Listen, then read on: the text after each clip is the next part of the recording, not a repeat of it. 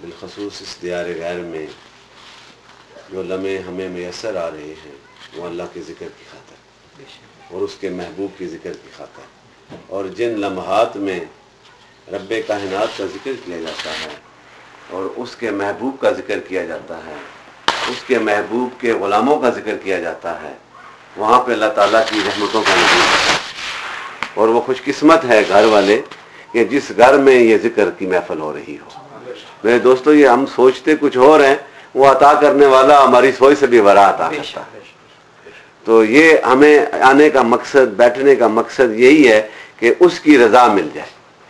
کس کی رضا؟ جو اس کائنات کا خالق ہے،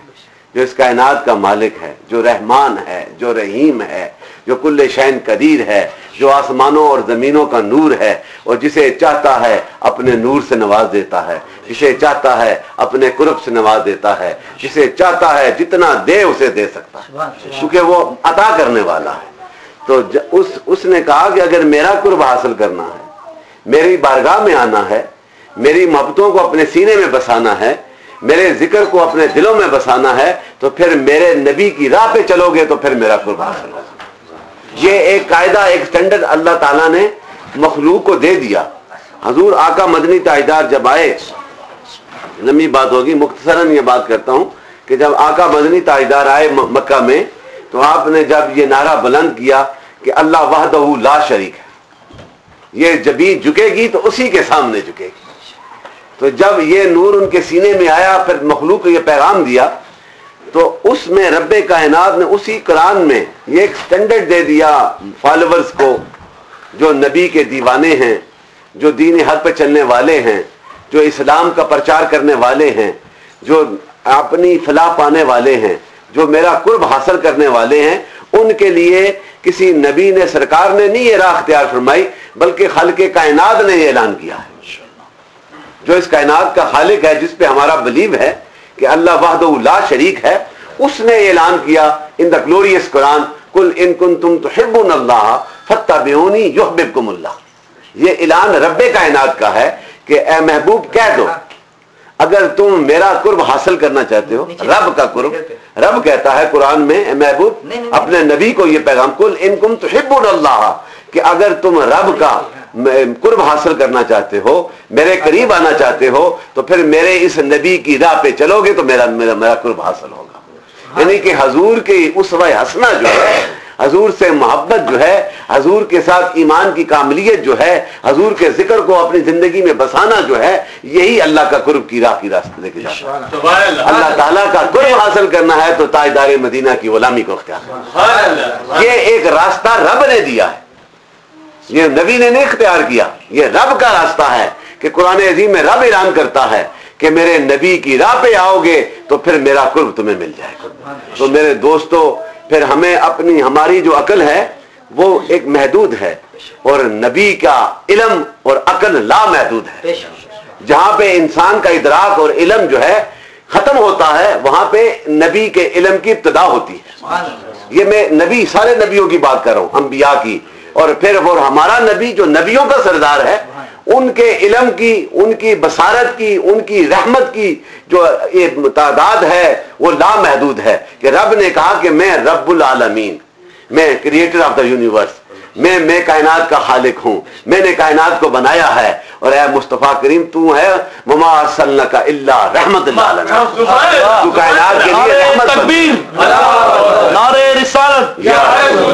تو کائنات کے لیے رحمت ہے۔ جہاں پہ میری ربوبیت قائم ہے، خالقیت قائم ہے، میری الوہیت قائم ہے، میری ستاری قائم ہے، میری رحمانیت قائم ہے، وہاں پہ اے محبوب تیری رحمت قائم و دائم کر دی۔ اور یہ کسی ایک وقت کے لیے رحمت نہیں ہے یہ دوستو، کہ 1400 سال پہلے جب یہ اعلان ہوا تھا، فتنے والے تو باتیں کرتے ہیں نا کہ 1400 سال پہلے بات ہوگی، لیکن جب تک یہ دنیا قائم ہے، میں تو اس طرح کہتا ہوں کہ جب تک سورج چمکتا رہے گا، چاند چاندنی بکھیرتا رہے گا، میرے نبی کی رحمت کا فیضان بھی اسی طرح جاری ہوگا، یہ ہر زمانے کے لیے رحمت ہے۔ اور مولا کریم ہمیں یہ رحمتیں نصیب فرما دے، اور یہ رحمتیں انہی کو ملتی ہیں، یہ دروازہ کھلا ہے۔ میرے آقا نے کہا ہے نا، مانگو تو جو کچھ مانگنا ہے، یہ آج بھی کھلا ہے، لیکن مانگنے کا طریقہ جو ہے وہ در مصطفیٰ پہ اپنے سر کو جھکانا ہے، سرکار کی محبت کو سینے میں بسانا ہے۔ اور یہ میرا اعلان نہیں، ہم تو دیوانے عاشق ہیں نا، سرکار نے اپنی مبارک نور والی زبان سے کہہ دیا، اور جو نبی کہتا ہے وہی کہتا ہے جو رب کہتا ہے۔ یہ جو ہے نا، یہ جو نبی وہی بات کرتا ہے جو رب اس کے سینے میں ڈالتا ہے۔ تو میرے آقا نے کہا ہے کہ یہ حدیث پاک ہے، بخاری شریف کی حدیث، سیدنا حضرت ابو ہریرہ رضی اللہ عنہ سے یہ روایت ہے،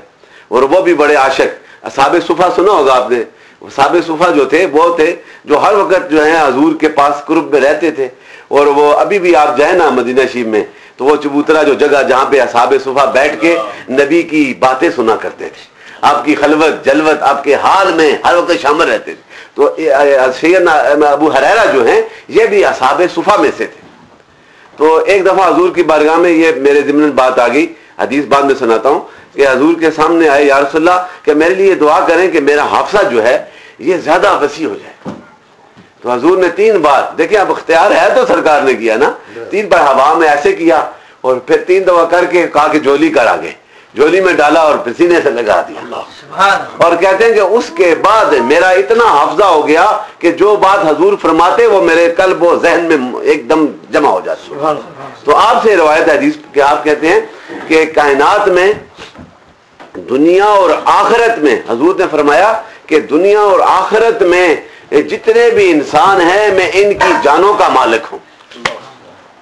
یہ جو جتنے بھی ہیومن بینگ ہیں جو میرے فالوورز ہیں، جو میرے دین پہ آئے، دنیا اور آخرت میں جتنے بھی ہیں میں ان کی جانوں کا مالک ہوں۔ اس کا مطلب یہ ہے کہ میں ان کی جانوں سے بھی زیادہ میں ان کو زیادہ قریب ہوں،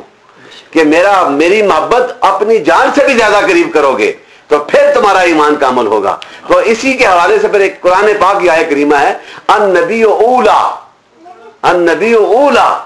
بالمؤمنین من انفسہم،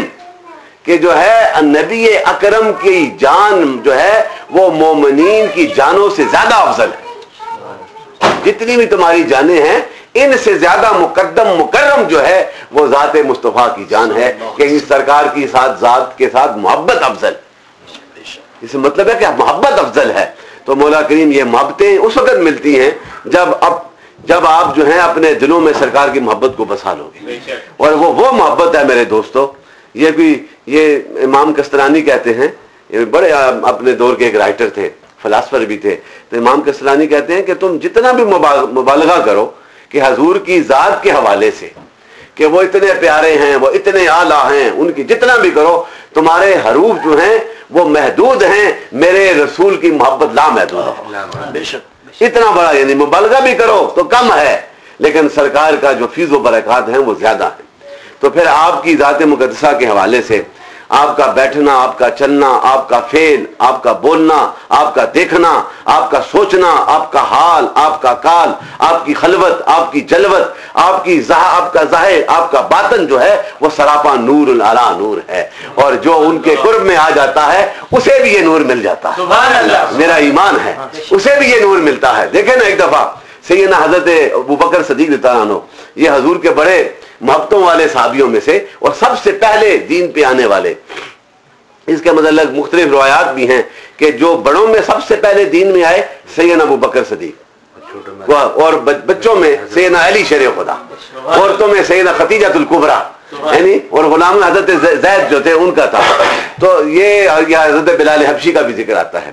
تو سیدنا ابوبکر صدیق اتنے قرب والے، اتنی محبت والے تھے، تو حضور نے کہا، ایک دفعہ اعلان کیا سرکار نے کہ غزوات کے لیے اعلان ہوتا تھا کہ اپنی اپنی خدمات پیش کریں، جو جس کی توفیق ہوتی تھی اسلام کی بقا کے لیے وہ اپنی خدمات پیش کرتے تھے۔ تو اس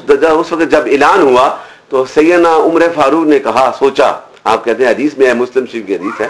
آپ کہتے ہیں کہ اس دفعہ مجھے کافی منافع ہوا ہے، تو آدھا سامان جو ہے وہ میں لے جاؤں گا حضور کی بارگاہ میں، آدھا گھر میں رکھوں گا اور میں سب سے زیادہ بازی لے جاؤں گا۔ تو جب لے کے آئے سامان حضور کی بارگاہ میں رکھا تو کملی والے آقا نے پوچھا، ہے عمر جو ہے گھر میں بھی کوئی اسباب چھوڑ کے آیا ہے؟ تو کہنے لگے، یا رسول اللہ منافع اچھا ہوا، آدھا سامان گھر پہ چھوڑ آیا، آدھا سامان حضور آپ کی بارگاہ میں نے پیش کر دیا ہے۔ اسی اسنا میں یہ بات ہو رہی تھی تو سیدنا ابو بکر صدیق، نقشبندیوں کے سردار عاشق رسول، وہ آ رہے ہیں اپنے اسباب کے ساتھ، لدے ہوئے آ رہے ہیں، آگے رکھا تو حضور نے وہی سوال سیدنا ابو بکر صدیق سے کہا کہ ابو بکر تو نے جو اسباب لے کے آئے ہو، گھر بھی چھوڑ کے آئے ہو، یا کیا کیا مال لے کے آئے ہو؟ تو کہنے لگے یا رسول اللہ